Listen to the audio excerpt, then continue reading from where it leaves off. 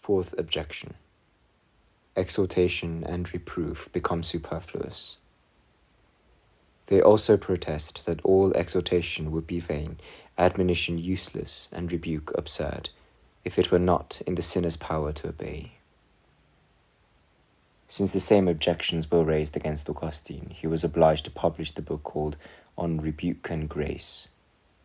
There, although fully answering every objection, he brings the question down to this key point. O man, learn from the commandment what you must do.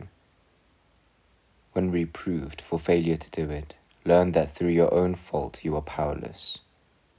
From prayer to God, learn where you must get what it is you need.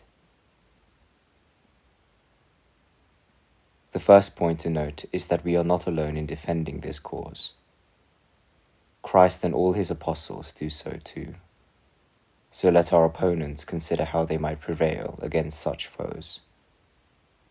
Although Christ declared that without him we can do nothing, he nevertheless upbraids those who apart from him do only evil, while continually urging everyone to good works. How sharply Paul rebukes the Corinthians for their lack of love. Yet afterwards he prays that God will fill them with love.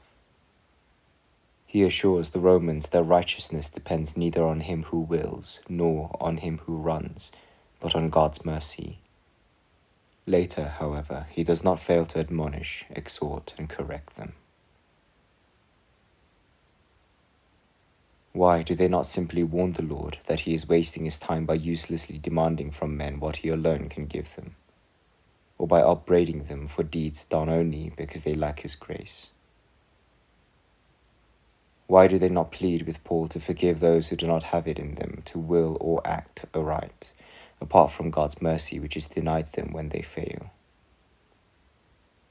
All such foolishness is quite beside the point, given that God's teaching rests on the soundest of reasoning. Only let it be carefully weighed.